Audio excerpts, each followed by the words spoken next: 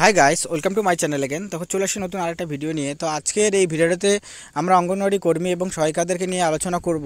বিশেষ করে অঙ্গনওয়াড়ি কর্মীদের কি 3000 টাকা করে বেতন বৃদ্ধি হবে কিনা, এবং দীর্ঘদিন ধরে যে ইনসেন্টিভের টাকা আটকে রাখা হয়েছে, তো সেই ইনসেন্টিভের টাকা কবে অঙ্গনওয়াড়ি কর্মীরা পাবেন, তো এই বিষয়েও কিন্তু আমরা ভিডিওতে আলোচনা করব। কারণ আজ থেকে 3-4 মাস বা 6 মাস আগে কিন্তু অঙ্গনওয়াড়ি কর্মীদের ইনসেন্টিভের কিছু টাকা দেওয়া হয়েছিল। সেখানে অনেকে 1500 টাকা এবং অনেকে 2000 এবং অনেকে 2500 টাকা করে কিন্তু পেয়েছেন।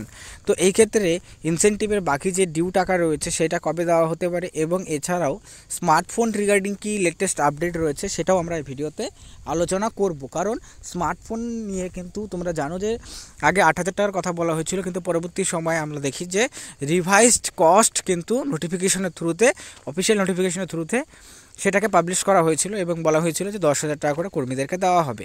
তো সেটা কবে দেওয়া হবে, তো এই আপডেটগুলো নিয়ে আমরা আলোচনা করবো ভিডিওটি শেষ পর্যন্ত অবশ্যই দেখবে, এবং দেখার পর যদি ভিডিওটা ভালো লাগে লাইক করবে, নতুন থাকলে চ্যানেলটিকে সাবস্ক্রাইব অবশ্যই করবে। তো দেখো যে কি আপডেটটা রয়েছে।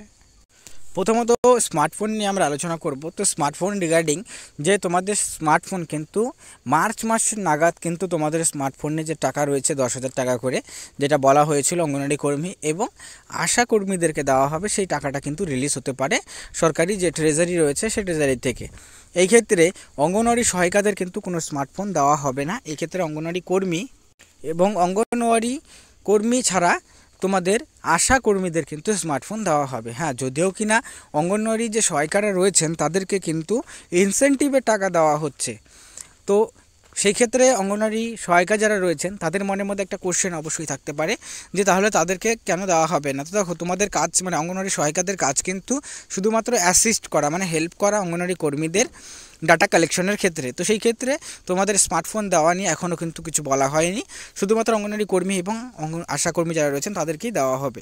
আর দ্বিতীয়ত রইল ইনসেন্টিভের টাকা নিয়ে। তো দেখো, ইনসেন্টিভের কিন্তু তোমরা জানো যে ডিসেম্বর 2021 থেকে ইনসেন্টিভের জন্য অঙ্গনওয়াড়ি কর্মীরা এলিজেবল, এবং ডিসেম্বরের 21 থেকে নোটিফিকেশন রিলিজ করা হয়েছিল এবং বলা হয়েছিল যে তখন থেকেই প্রত্যেক মাসে অঙ্গনওয়াড়ি কর্মীদের 500 টাকা করে এবং অঙ্গনওয়াড়ি সহায়িকাদেরকে 250 টাকা করে দেওয়া হবে।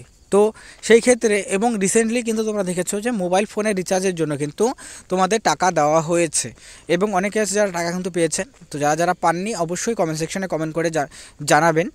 তো এই ক্ষেত্রে বাকি যে ইনসেন্টিভের টাকাগুলো রয়েছে, তো সেই টাকাগুলো কবে দেওয়া হতে পারে, তো দেখো সেটাও কিন্তু ইলেকশনের আগে তোমাদের দেওয়ার সম্ভাবনা অবশ্যই রয়েছে।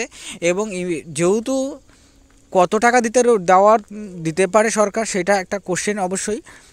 তো এর আগে যেহেতু 2,000 টাকা মতন দেওয়া হয়েছিল, 2 থেকে 2,500 টাকা মতন দেওয়া হয়েছিল, সেই ক্ষেত্রে এবারও কিন্তু একটু বেশি করে কিন্তু দেওয়া হতে পারে, মানে 3 থেকে 4,000 টাকা করে কর্মীরা কিন্তু পেতে পারেন, যেটা অঙ্গনওয়াড়ি কর্মী এবং অঙ্গনওয়াড়ি সহায়িকাদের প্রাপ্য টাকা। কারণ প্রত্যেক মাসে কিন্তু কর্মীদেরকে কাজ করতে হচ্ছে পোষণ টাকার অ্যাপসে এবং প্রতিদিন, ঠিক আছে, এবং কাজের চাপ কিন্তু প্রতিদিনই বেড়ে চলেছে। তো সেই ক্ষেত্রে সেই টাকাটা কিন্তু অবশ্যই দেওয়া হতে পারে, যদিও কিনা পুরো টাকা না দিয়ে সেক্ষেত্রে 4-5 মাসের বা 6 মাসের টাকা কিন্তু একবারে অবশ্যই দেওয়া হতে পারে।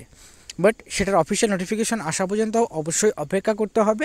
অফিসিয়াল নোটিফিকেশন যখনই আসবে আমরা অবশ্যই তোমাদেরকে জানানোর চেষ্টা করব। তো এখন রইল যে 3,000 টাকা করে কি 21শে ফেব্রুয়ারির মধ্যে বৃদ্ধি হওয়ার সম্ভাবনা রয়েছে কিনা। তো দেখো, বেতন যে 3,000 টাকা করে বৃদ্ধি করার কারণ আমরা দেখেছি অন্যান্য রাজ্যে 3,000, 2,000 টাকা করে বেতন বৃদ্ধি হয়েছে। তো পশ্চিমবঙ্গে সেই সম্ভাবনা রয়েছে। দেখো, পশ্চিমবঙ্গে 3,000 টাকা করে বেতন বৃদ্ধি না হলে পরেও 1 থেকে 1,500 টাকা মতন কিন্তু বেতন বৃদ্ধির একটা সম্ভাবনা রয়েছে, যেটা আমরা পুজোর আগেও সম্ভাবনা অবশ্যই ছিল, কিন্তু পুজোর আগে কোনোরকমভাবে করে বেতন বৃদ্ধি নিয়ে কোনো কিছু মন্তব্য কিন্তু করা হয়নি।